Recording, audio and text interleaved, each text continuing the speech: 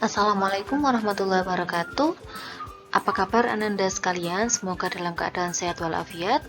Kali ini kita berkesempatan untuk mempelajari topik mengenai pemahaman diri sendiri. Seperti biasa, kita awali pembelajaran hari ini dengan berdoa bersama-sama. Berdoa dipersilahkan.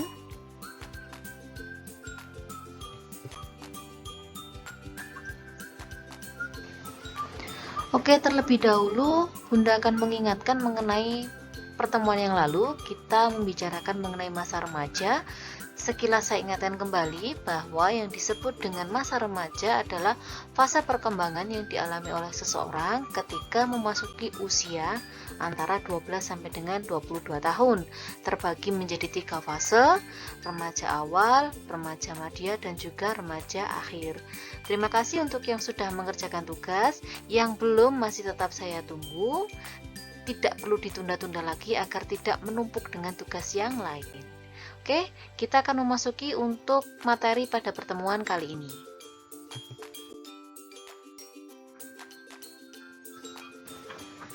Kita awali dengan memahami istilah. Jadi hari ini kita akan membahas mengenai bagaimana itu apa yang disebut dengan pemahaman diri sendiri. Jadi kita mulai dengan memahami bahwa konsep atas dirinya sampean, konsep untuk memahami diri sendiri itu yang dimaksud itu apa sih? Adalah gambaran yang dimiliki seseorang atas dirinya sendiri. Ini ada pendapat dari ahli namanya Elizabeth Harlock. Yang disebut dengan konsep diri adalah gambaran atau pandangan seseorang terhadap dirinya sendiri yang terbentuk dari pengalaman dan interaksi dengan lingkungan. Secara mudahnya yang disebut dengan pemahaman terhadap diri sendiri adalah caranya sampean menilai dirinya sampean sendiri. Itu kita melangkah lebih lanjut.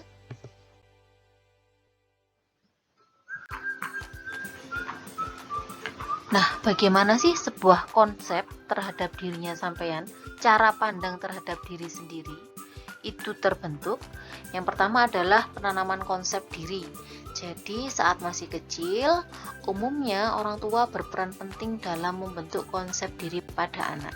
Jadi nilai-nilai yang ada dalam sebuah keluarga itu yang akan sangat menentukan bagaimana konsep diri seorang anak itu terbentuk. Baru pada fase remaja, lingkungan berpengaruh terhadap pembentukan konsep diri seseorang. Cara pandang terhadap diri sendiri juga dipengaruhi pada hal yang terjadi berulang-ulang. Suatu misal, sampean yang ada saat ini, contoh adalah seorang pelajar kelas 1 SMP yang jika pada proses pembentukan dirinya sampean ditanamkan oleh orang tuanya sampean dengan nilai-nilai positif dan religius, dilanjutkan pada saat memasuki fase remaja ini, didukung oleh lingkungan dan didukung oleh sekolah yang mendukung terbentuknya diri sampean yang religius, akhirnya akan terbentuk sampean yang saat ini berakhlakul karimah, memiliki nilai-nilai positif, dan memiliki cita-cita untuk selalu menjadi yang terbaik. Itu contohnya.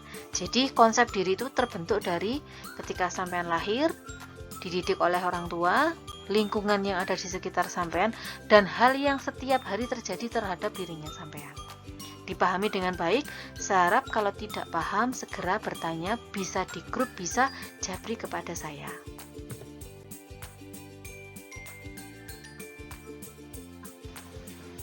Kembali saya pahamkan, yang disebut dengan konsep diri adalah apa saja yang terlintas dalam pikiran sampean ketika sampean berpikir tentang kata-kata saya.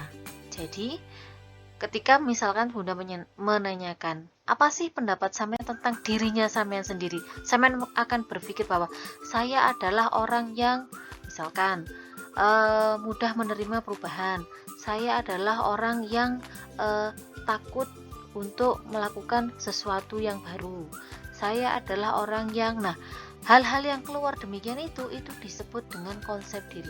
Apapun yang terlintas di pikiran sampean untuk menggambarkan diri sampean itu adalah konsep diri.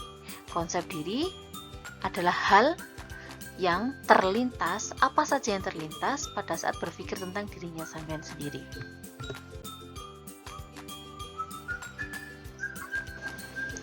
Saya sampaikan komponen utama dari konsep diri, komponen utama dari cara memahami diri sendiri ada 3, yaitu 1, harapan terhadap diri yang ideal.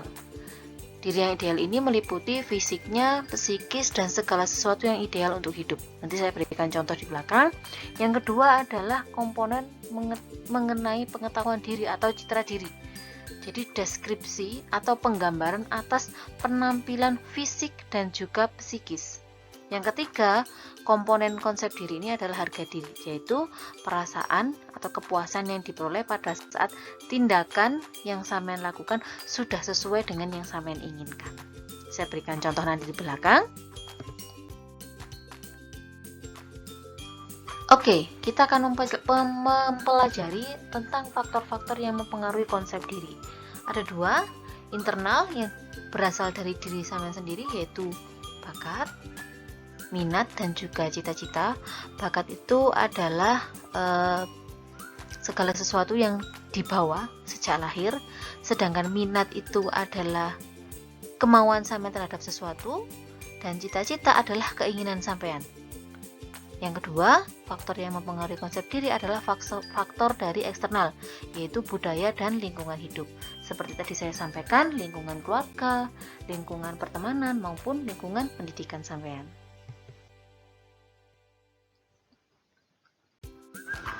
Oke, mungkin masih ada yang bingung, boleh bertanya. Jadi agar lebih bisa memahami, saya berikan tugas, apa sih itu yang disebut dengan pemahaman atas diri sendiri? Konsep atas dirinya sampean sendiri. Nah, ini saya buatkan contoh terlebih dahulu, diperhatikan baik-baik. Jadi tugasnya nanti adalah sampean harus membuat peta konsep dirinya sampean. Gambar atas dirinya sampean. Bentuknya boleh terserah sampean, tidak harus sama dengan yang Bunda contohkan. Monggo dikreasikan seperti apa. Batas waktu pengerjaan sampai dengan tanggal 21 Februari 2021 pukul 16.00. Nanti untuk sementara difoto dulu, diupload ke GCR. Kalau kita sudah bisa tatap muka, kerjaannya nanti dibawa ke sekolah. Pakai kertas karton silakan, pakai kertas asturo juga monggo, ukurannya A3. Saya kasih contohnya semacam ini.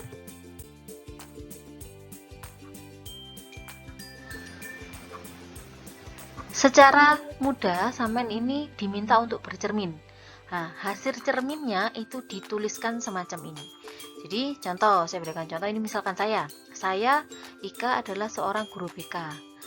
Saya menggambarkan diri saya, pemahaman saya ini secara fisik memiliki tinggi dan berat badan yang proporsional. Yang kedua, saya adalah orang yang mudah beradaptasi terhadap lingkungan baru. Saya ini lebih tertarik terhadap ilmu sosial dan komunikasi. Bagi saya, menjadi bagian dari orang hebat adalah sebuah kebanggaan. Dan yang terakhir, saya memiliki cita-cita mendirikan sekolah parenting. Ini sampean nanti disesuaikan dengan diri sampean sendiri. Contoh, nama misalkan si Fulan A atau B gitu. Tidak harus menyebutkan tinggi badan dan berat badan. Boleh mungkin menyampaikan saya berkulit kuning langsat atau saya berkulit sawo matang, boleh. Yang kedua misalkan saya lebih suka belajar kelompok, monggo. Saya suka berinteraksi dengan lingkungan, silahkan. Atau justru saya adalah orang yang tertutup, monggo silahkan. Minimal ada 1, 2, 3, 4, 5 hal yang menggambarkan siapa diri sampean. Saya harap tugasnya dipahami dengan baik. Kalau ada yang kurang jelas boleh ditanyakan.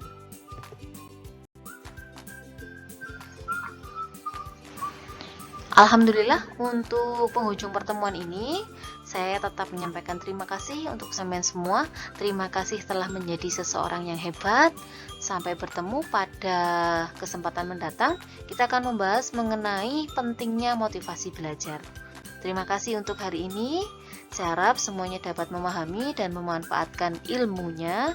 Terima kasih. Wassalamualaikum warahmatullahi wabarakatuh.